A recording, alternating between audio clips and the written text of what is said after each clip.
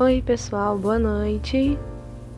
Pois bem, esse vídeo quase que não sai hoje também, porque eu fui deixando passar, né? Não os dias que eu tinha disponível para terminar de gravar o processo de desenho desse vídeo, que é o segundo desenho, não é esse que está mostrando agora.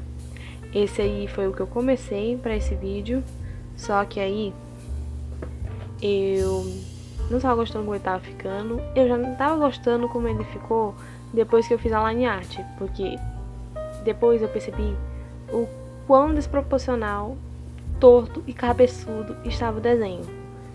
Sim, esse meu estilo de boneca, elas são cabeçudas, mas em comparação ao rascunho que está até aí presente no vídeo, do ladinho, a referência que foi o estudinho que eu tinha feito para depois fazer essa daí maior, dá pra ver a diferença, não só na proporção da cabeça com o corpo, mas também com relação aos elementos do rosto.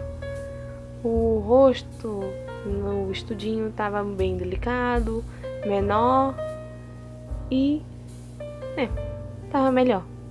Aí no maior, quando eu fiz o rascunho, pra mim tava ok. Mas aí depois que eu fiz a line art, eu vi o quão desproporcional estava. Só que aí eu resolvi, vou continuar, ver se vai dar bom. Não deu bom. Primeiro porque o desenho estava de lado há muito tempo. Eu acho que eu deixei ele de lado por um mês antes de pegar ele para pintar. Só que ele não estava guardado. Ele estava literalmente o tempo todo exposto na minha mesa ou na parte de baixo da mesa, que não é uma gaveta. É tipo assim, um pequeno pedaço de prateleira que tem embaixo da mesa. Ele ficou ali. Ele ficou exposto ao tempo durante muitas semanas, né? E isso prejudicou a qualidade do papel. O papel ele já apresenta algumas bolinhas, não tem, parecendo que ele vai desmanchar enquanto eu tô passando água. Porém, isso é só um efeito no acabamento do papel. Afinal de contas, é um papel mix media, então ele, né, em teoria é para ele ser para todas as técnicas. Porém, os papel para aquarela, ele tem um acabamento especial para poder fixar melhor a aquarela. E obviamente, ao ser mix media e ele devia pegar uma gama maior de materiais, o papel teria suas limitações. Nesse caso, eram as manchinhas que ele apresentava quando estava úmido, mas quando seca, as manchas somem.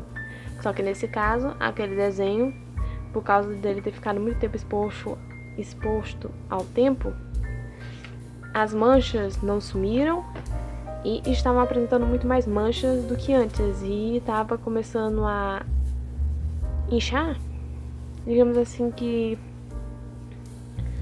vamos dizer, parecia que o papel estava estourando enquanto ele estava absorvendo água, né? Começou a apresentar umas bolinhas. Aí, né, o processo não andou. E também tinha um fato que eu não pensei muito na paleta que eu ia fazer nessa aquarela. Eu só fui pintando. Ou seja, teve todo um processo para esse. Um processo não tem baseado nas minhas decisões ruins, que fez com que esse desenho acabasse ruim. Acabasse não tem completamente descartado. Eu só não joguei o papel fora, porque no verso do papel, ou no caso, o desenho foi feito no verso do papel, porque eu tinha usado esse papel para fazer outra coisa que era importante e eu guardei, que foi um estudo de cor. E agora eu simplesmente estou usando outra folha para cobrir o desenho que eu não gostei, enquanto ele está guardado no meu portfólio. Aí eu fui, né, fiz outro rascunho. Dessa vez eu tomei calma, rascunhei bem, fiz, não tem uma base inclinada, que foi no caso da minha pranchinha inclinada que eu tenho aqui. E fui apagando, fui fazendo levinho, fui fazendo tudo quanto para esse desenho sair o mais proporcional possível em relação ao estudinho que eu tinha feito. Aí eu pensei melhor em como eu ia fazer a paleta de cor. Então, primeiramente eu pensei numa paleta fria, por isso que eu usei o azul de base. Só que aí, né, não necessariamente ia ficar uma paleta fria, mesmo se eu usasse o azul de base, porque o azul com laranja, ele acaba sendo neutralizado. E se eu usar mais laranja por cima, vai ficar uma cor quente. Então acabou que a pintura não ficou completamente fria, pelo menos não a personagem e os outros elementos orgânicos que tem no desenho. O elemento mais frio que ficou foi o fundo, enquanto o resto do desenho ficou no tem um tom mais quente, porque né, o azul, aí entra a questão da cor azul. A cor azul, ela é a cor mais usada para escurecer os outros tons. Até porque, né, a sombra na natureza acaba sendo uma sombra mais fria. Claro, há casos que a sombra é quente, mas predominantemente quando você vai estudar fazendo pintura de paisagem, a sombra normalmente é sombra fria. Por causa da questão não tem da luz, não tem do céu, o céu azul interfere bastante, não tem nas cores também do ambiente. Então a gente acaba usando muito o azul para fazer sombra ou para escurecer outras cores. E isso não tem faz com que o azul acabe mais rápido. Aí, né, agora nós entramos com a questão da aquarela que eu tô usando, que é a aquarela Matiz da Artus. Matiz não tem a linha de aquarelas da Artus, que é em pastilha. E ela vende, não tem vários grupinhos de 6, como estava mostrando bem na aquarela. E são várias coleçãozinhas, por assim dizer, conjuntos. Não tem com uma quantidade de aquarelas específicas. Aí no caso são as primárias modernas e as primárias clássicas, né? Clássicas com amarelo, vermelho e azul. Aí nós temos a moderna com amarelo limão, magenta e o azul cerúleo. Aí, né, tecnicamente com essas cores você pode fazer as cores que você quiser. E nesse caso, realmente, dá pra você fazer tem a quantidade de cores que você quiser. Claro, há limitações como cores e na aquarela, que são opacas por terem um fundo branco. Licença. Por terem um fundo branco. Mas não no sentido, não tem realmente nada transparência na aquarela, não tem a transparência no papel. É no sentido delas serem mais opacas, serem tintas mais grossas, porque elas têm o pigmento aditivo que dá a opacidade, que nesse caso seria branco, pigmento branco. Não dá pra você conseguir essas cores apenas com as primárias, você teria que comprar ela pronta ou comprar um branco para misturar. E no caso do preto, né, o preto é uma cor artificial, não existe propriamente dito na natureza e normalmente ele não é muito usado, porém tem muita gente que gosta de usar tanto para misturar quanto usar ele puro.